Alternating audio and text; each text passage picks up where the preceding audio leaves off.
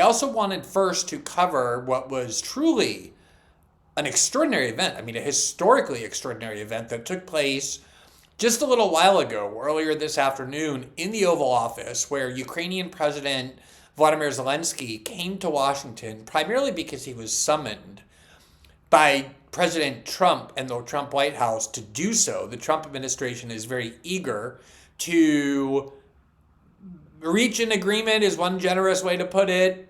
Pressure the Ukrainians to agree or submit to an agreement is probably the more accurate way to put it, in which the United States will obtain very substantial rights to the crucial minerals in Ukraine, many of which are in the Donbass region that the Russians currently occupy, but many of which are simply spread throughout Western Ukraine that are crucial for industrial growth, for there's some lithium there, there's all kinds of rare earth minerals that are necessary for future weapons as well, and for a lot of other drivers of economic growth into the future that President Trump very much has his eye on.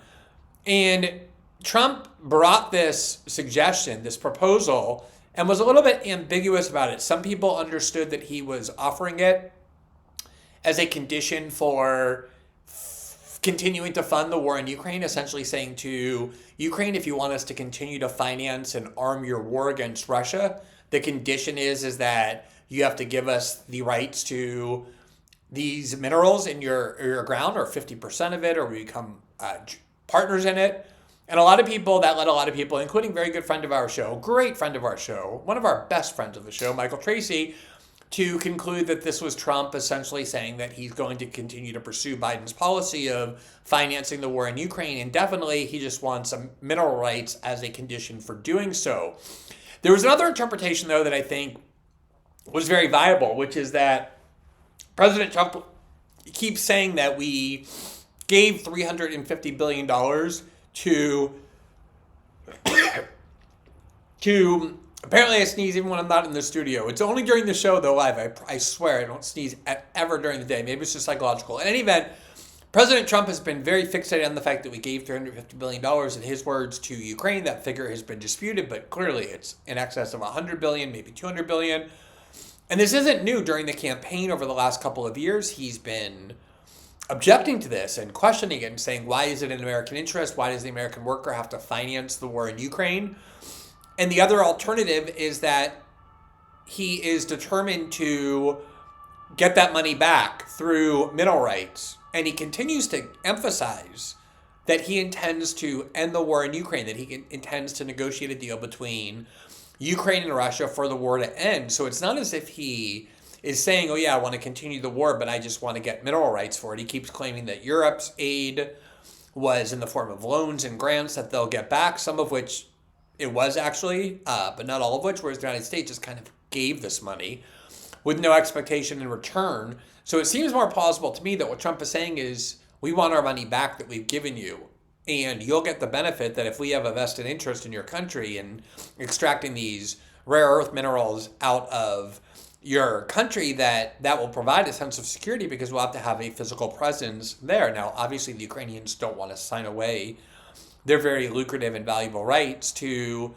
these minerals, but at the same time, they have been relying upon and hope to continue to rely upon U.S. largesse. And Trump's view is, why should we just give you this money? So this visit by President Zelensky to the White House today obviously took place in a context in which Trump has been saying very insulting things about Zelensky, calling him a mid-rate comedian, accusing him of being a dictator because he won't have elections, of being extremely unpopular in his country, a kind of war of words that took place. Trump seemed to retreat a little bit on it when UK Prime Minister Keir Starmer was in the White House yesterday on Thursday, and a reporter asked about him having called President Zelensky a dictator, and he said something like, oh, did I say that? But as soon as Zelensky got there today, Trump came to greet him outside of the White House dressed in the normal Trump presidential costume of a expensive suit and a silk tie. And Zelensky showed up in his sweatshirt and jeans, and President Trump immediately said, oh, look, he came well dressed. already kind of mocking and insulting Zelensky. You know, I guess at the beginning when Russia invaded in 2022, it made sense for Zelensky to prance around in camouflage or whatever because the idea was he had to go underground, he was hiding, he was commanding from a bunker. Now he's on the cover of Vogue, he travels around the world, he's constantly in Kiev. This costume has no more validity, but he continues to wear it. And I guess President Trump didn't appreciate the fact that he showed up at the Oval Office for a meeting with President Trump with Vice President J.D. Vance, dressed the way you might dress if you were going to the mall or if you were hiking up a mountain and expected the weather to be a little bit nippy. So that was the way that the meeting began. Now, here is them in the Oval Office. They sat down in the traditional place in the Oval Office where world leaders, when they visit the White House, end up sitting next to the president. They were both surrounded by officials, the traveling party that Zelensky brought with him. And on President Trump's left was Vice President J.D. Vance, and then next to him was Secretary of State Marco Rubio and his Treasury Secretary right next to him.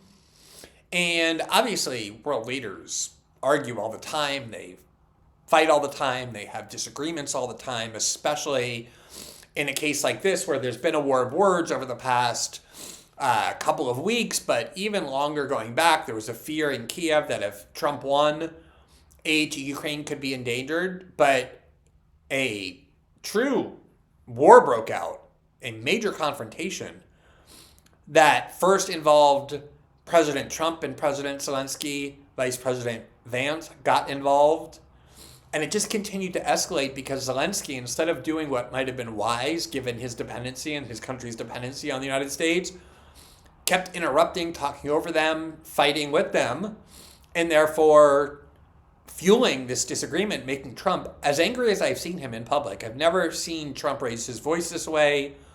I don't know if I would say he lost control of his composure, but he certainly lost his cool. He clearly does not like Zelensky. He dislikes Zelensky's posture.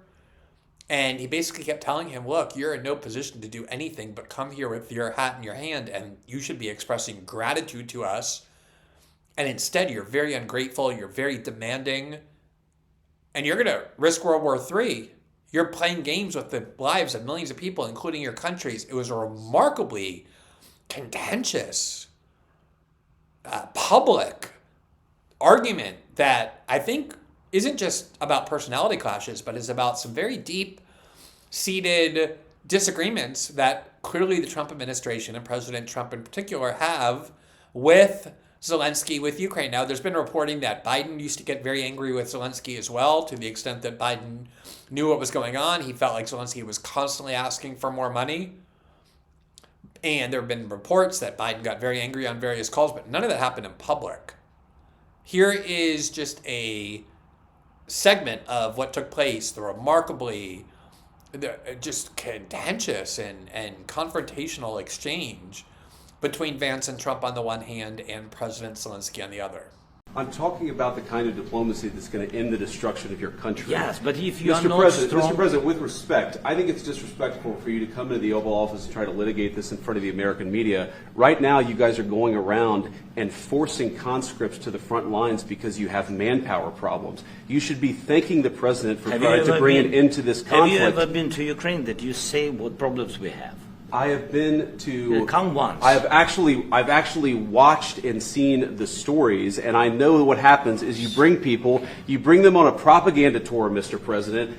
Do you disagree that you've had problems bringing people into your military? We have problems. And do you think that it's respectful to come to the Oval Office of the United States of America and attack the administration that is trying to prevent the destruction of your country? A lot of questions. Let's start from the beginning. Sure. First of all, during the war, everybody has problems, even you, but you have nice ocean and don't feel now, but you will feel it in the future. God bless. You don't know that. God bless. You don't God know bless. That. You will not have a war. Don't tell us what we're going to feel.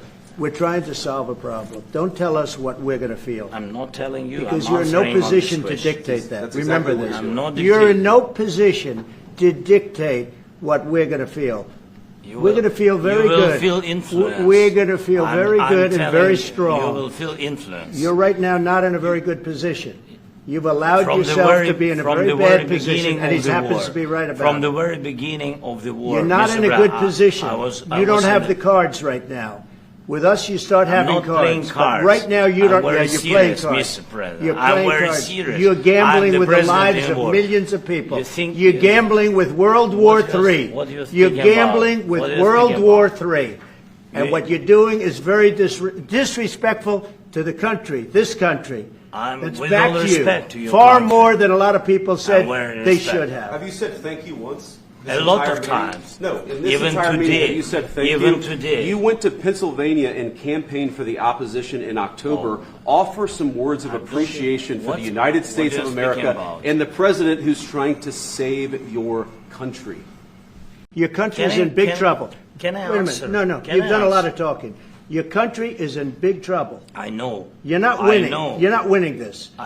You have a damn good chance of coming out okay because of us. Mr. President, we are staying in our country, staying strong from the very beginning of the war. We've been alone, and we are thankful. I said thanks you haven't in been this alone. cabinet, you and haven't not been only alone. in this cabinet. We gave you, through this stupid president, $350 billion. You voted we gave for you your military president. equipment, You and you voted men for are your brave, president. but they had to use our military. Yes. What about if you didn't have You our invited military me- equipment, You invited if me you to didn't speak. have our military equipment, this war would have been over in 2 weeks. It's going to be a very hard thing to do business like this, I tell you. Just say thank you. I said a lot of times thank you to American people. Accept that there are disagreements, and let's go litigate those disagreements rather than trying to fight it out in the American media when you're wrong.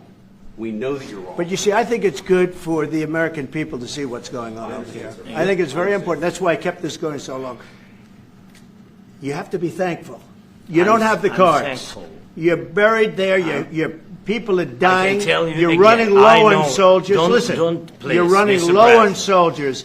It would be a damn good thing. Mr. And then President. then you tell us, I don't want a ceasefire. I don't want a ceasefire. I want to go, and I wanted this. Look, if you could get a ceasefire right now, I tell you, you take it so the bullets stop flying and your men stop getting killed. Of course, we want to stop the war. But you're saying you don't want a ceasefire. But I said to you, I want a ceasefire. with guarantees. Because you'll get a ceasefire faster than an agreement. Now, it is true, people often point out, and I think rightly so, that a lot of what Donald Trump says, a lot of what he does, a lot of what he threatens he will do, a lot of what he predicts will happen, is his way of trying to gain an upper hand in negotiations. If anything, if he prides himself on anything, it's priding himself on being a good deal maker. That's been his brand and his identity, going all the way back those decades when he was a real estate developer in New York and then a casino developer. The name of his book, as you likely know, is The Art of the Deal. This is how he thinks of himself above all else, as somebody who's not just a deal maker, but drives a very hard deal. So when he's yelling at Zelensky, when he's insulting him, when he's telling him he has no leverage, it very well might be, on some level, an attempt to force Zelensky into doing a deal that President Trump perceives as favorable to the country. And even if it's disfavorable to Ukraine, by saying, look, you have no leverage. You need us. You have no cards to play. You're going to basically sign whatever we tell you to sign, because if you don't, we'll cut off aid to you and you'll have no chance to fight the Russians. You'll have no leverage. Your country is going to be gone. So it might have been some of that. But clearly, as I said, the way in which Trump's comportment was so different than it normally is. I mean, even when he's very angry at the press, he'll be snide maybe, he'll be insulting. It's always with a kind of light demeanor. He doesn't like to show that someone's gotten to him, that someone's made him angry. Here, clearly, I don't think it was just Zelensky. Today, I think the whole situation of Zelensky demanding more money constantly, of always complaining that it's not enough, is something that clearly Trump is angry about. Angry toward Zelensky, angry toward Ukraine, angry toward the Biden administration, resentful toward Europe. And that is likely to have an effect on how President Trump treats Ukraine going forward. But I think the most important thing continues to be Trump vowed when he ran that he would open relations and communication with the Russians in order to end the war in Ukraine promptly. He continues to say that's his goal. So this idea that some people have, including, as I mentioned, Michael Tracy, that he's really just trying to continue the war indefinitely, and wanting to get as much as possible for it seems inconsistent to me with the rhetorical goal he continues to set for himself, the metric of success that he continues to define, which is that he intends to end this war and end this war quickly. He constantly says he wants to be known not just as a deal maker, but as a peacemaker. And so if this war continues to just go on indefinitely, I think Trump will consider himself to have failed in that goal that he constantly sets for himself, the metric he invites you to use to judge him by, will be a failure. So I don't think this was just a negotiating ploy. I don't think Trump is envisioning this war going on for long. He realizes it depends not just on himself, but on Putin and on the Russians. And part of what I think was so interesting about that interview we did with Professor Dugan was, despite this cartoonish image that the Western media and the Western governments like to depict of Russia being this totalitarian regime, everybody is just subordinate to Putin, Putin speaks and everybody obeys, there's a lot of political pressure on Putin. And it's coming not from the faction that wants to end the war in Ukraine, but the faction that's very concerned that Putin cares too much about integration into the West, that he's too willing to make concessions and give too much away in order to get an agreement with Trump and with NATO in order to end the war. And so he has to be very careful. And so it's not only up to Trump or even up to Putin, but about how much political space there is for Putin to be able to do the kind of concessions or the kind of negotiating that would be necessary to end this war. But that is clearly Trump's goal. He thinks this war is a waste.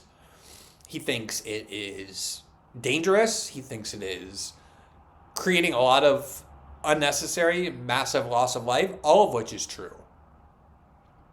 But he also has to drive a hard bargain, not just with Ukraine, but also with Russia. Otherwise, there won't be a deal done. And I think that continues to be, and I hope it is, what his actual goal is. But you saw the spillover of what had been long-standing tensions, probably on Zelensky's part, because he was the one who was led to believe, he was the one who was encouraged and was told that, oh, don't worry, you don't have to do a peace deal with Russia in the beginning. That's what Victoria Nuland and Boris Johnson told him.